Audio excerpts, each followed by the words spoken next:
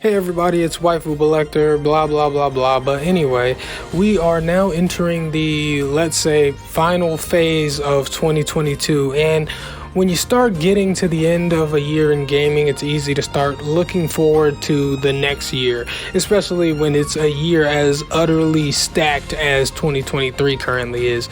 And with stuff like Suicide Squad and more recently Forspoken and Hogwarts Legacy getting pushed back into 2023 as well, it's that much more tantalizing to already set our minds towards that year, you know?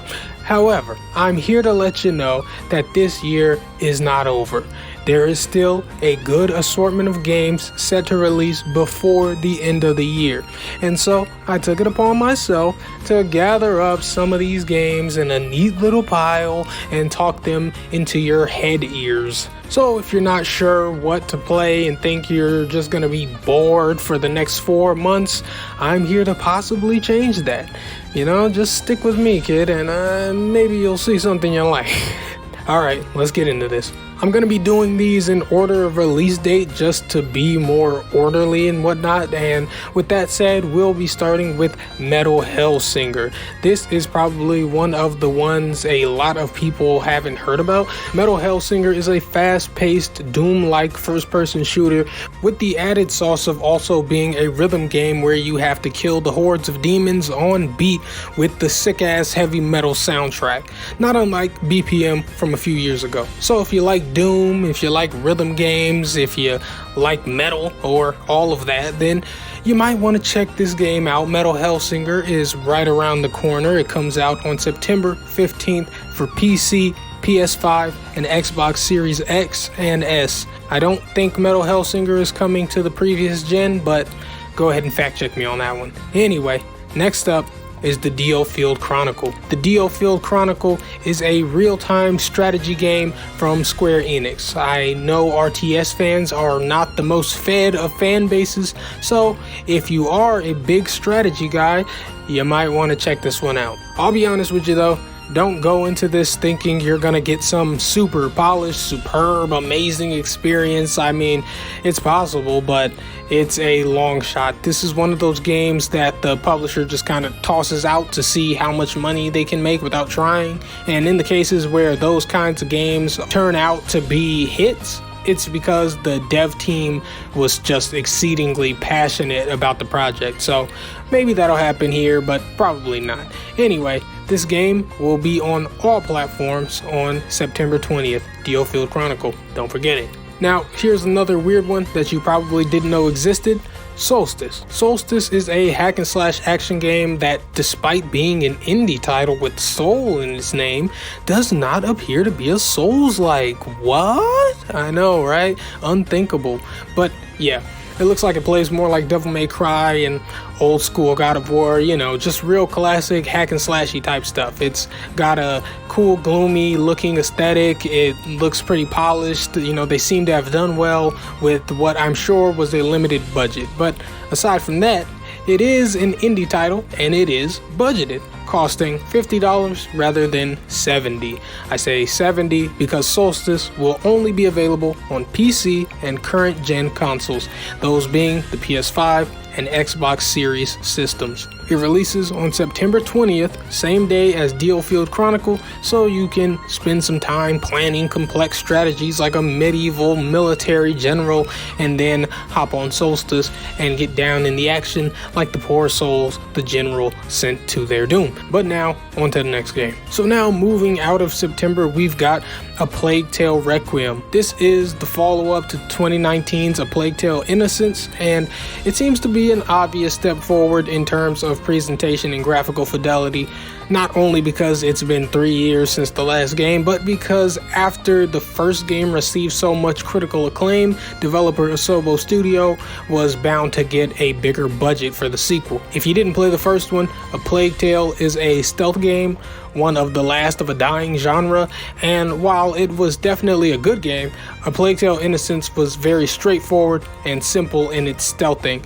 The upcoming sequel, Requiem, in what we've been shown anyway, seems to be adding more tools to the protagonist, Amicia's arsenal, and that includes access to her little brother Hugo and his ability to mind control plague-ridden rats. Yes, you heard me right. There also seems to be possibly a bigger focus on combat than in the previous game, but we'll have to wait and see to actually confirm that. Either way, A Plague Tale Requiem releases for PS5, Xbox Series X and S, PC, and Nintendo Switch, strangely enough, on October 18th. And now to go a little bit further into October, we've got Scorn, an H.R. Geiger-esque survival horror game that releases on October 21st. This game looks absolutely disgusting, honestly, in the best of ways, right? That's what they're going for. But yeah, I've seen the trailers and this is not for me, guys. Outside of me being such a fearful young lad when it comes to horror games, the sheer disgusting stomach-turning imagery on display is not something I want to be staring at. And while I was just saying how horribly nasty this game looks, some of you may have been thinking, ooh, that sounds right up my alley. Well, more power to you. Scorn is releasing for PC and Xbox Series consoles on October 21st. I repeat, this game is not on PlayStation or Nintendo Switch, just PC and current gen Xbox consoles. October 21st, mark your calendar. But you won't just be marking your calendar for Scorn, because on the exact same day, you can get your hands on the new Tales from the Borderlands. This is a follow-up to the narrative adventure Borderlands spin-off from way back in 2014. So if you like what Telltale was doing back then with games like The Wolf Among Us and The Walking Dead and Tales from the Borderlands, then you might want to check this one out. Now, obviously, Telltale went bankrupt and collapsed as a company in the past years before they eventually announced that they'd returned. So, Telltale did not develop this new Tales from the Borderlands. Gearbox Software did. However, Gearbox did partner with some creatives from Telltale in order to make sure they got this game right and doesn't disappoint fans of the original Tales from the Borderlands. So we'll see how things turn out when new Tales from the Borderlands releases on October 21st, available on everything. But wait, there's more. We've got a third game that releases on October 21st. Gotham Knights is an all-new Batman game in a separate continuity from the Arkham game series. And I use the term Batman game loosely, as you will not be playing as Batman because he is thought to be dead in this story. So instead, you will play as one of his many young wards. Your four choices are Nightwing, Red Hood, Batgirl, and Robin, Tim Drake's Robin to be specific. The game also has 2-player co-op, so you and a friend can run around and kick the shit out of some generic Gotham thugs together. It's also important to know that this game is not developed by Rocksteady, who developed Arkham Asylum and Arkham City and Arkham Knight. This is WB Montreal, who did Arkham Origins. So this is really their first time attempting to craft their own version of Gotham and the Batman universe. I've done quite a bit of speculating about this game here on my channel. I think it'll probably be fine, I guess. But if you want to hear my full thoughts about the game, then might I suggest checking out my 2 Gotham Knights videos on my channel. I'll even put the links at the end of the vid for you, so it's nice and easy, huh? But anyway, Gotham Knights will release alongside Scorn and new Tales from the Borderlands on October 21st and will be available on PC, PS5, and Xbox Series consoles. But now we're finally done with October 21st, but we're not done with October, because on October 28th, the highly anticipated Call of Duty Modern Warfare 2 will be released. And you know, it's Call of Duty, you know what it is, but this one specifically is a follow-up to 2019's Modern Warfare reboot, which makes this one a reboot to the original Modern Warfare sequel, which is so fucking convoluted. So this is basically like Call of Duty Modern Warfare 2. So yeah, it's Call of Duty Double Deuce. Comes with a free case of Mountain Dew. But yeah, anyway, Modern Warfare 2 releases on October 28th on everything besides Nintendo Switch, and I'm sure Activision is eager to get this one out of the door and forget about how poorly Vanguard performed well, performed poorly as far as Call of Duty goes. In comparison to other games, they did amazing as always, right? But moving on, now we arrive in November, where the most delusional fan base in the world will have their time to shine when Sonic Frontiers hits your store shelves. That's right, an all-new mainline Sonic adventure. Well, all new except for the parts where you just play old levels, but it wouldn't be a Sonic game without a little nostalgia baiting. No, but seriously, this is a new Sonic game. It's not a collection of old games or just remastered levels. This is the latest modern Sonic the Hedgehog offering. I've also provided thoughts about this game and just Sonic in general, so I won't bore anyone with that in this video, but whatever the case may be. Sonic Frontiers.